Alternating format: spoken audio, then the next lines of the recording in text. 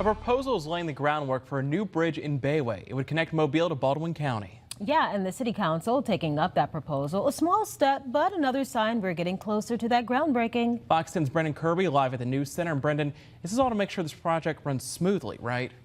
Yeah, that's right, Cameron and Lenise. There's still a lot of things the state has to line up first. The financing is the big part, but this agreement attempts to head off any snags once construction does start. Most of the responsibility for building a new bridge over the Mobile River will fall to the Alabama Department of Transportation and the contractors selected to do that work. Same goes for construction of a new, taller and wider bayway that will replace the existing structure. But the state is asking the city of Mobile to do its part. A resolution on Tuesday's agenda calls for a streamlined permitting process and maintenance commitments from the city. It requires the city to assist with things like public outreach. The city also promises not to interfere with construction and agrees to waive any fees related to permits. And it promises to issue those permits to AlDOT's contractors within 10 days. It's not any different than what we've tried to do with Airbus and any mega project that we have is trying to make sure that we don't hold up the process. And so without knowing more of the specifics, I'll just say that anybody that has a mega project, we're going to try to do just that because the time is of essence and it's money. Likewise, AlDOT spokesman Tony Harris says the agreement is a routine step the agency takes on all big projects.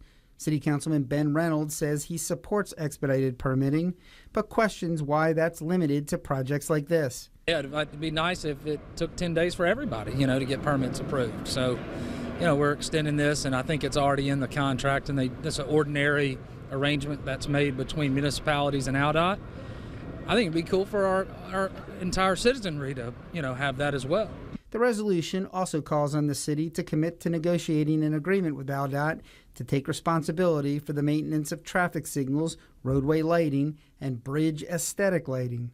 Mayor Sandy Stimpson says one unresolved issue is maintenance of an observation tower that could be part of the project. Well, it's never discussed who's going to operate that, and if you operate it, where does the income go? And so some of that has got to be worked out. The state of Alabama is not in a position to do that. That's not something that they do. So we'll work with the state and figure out, what do we do in that regard. The council is scheduled to vote on the resolution next week. Meanwhile, AlDOT tells me that there's nothing new to report on the timeline. The state continues to negotiate with the contractors on a guaranteed maximum price that will lock in the cost. And it's finalizing its application for a federal loan to help pay the estimated $3.5 billion cost. Groundbreaking is anticipated later this year. Reporting live in the News Center, Brendan Kirby, Fox 10 News.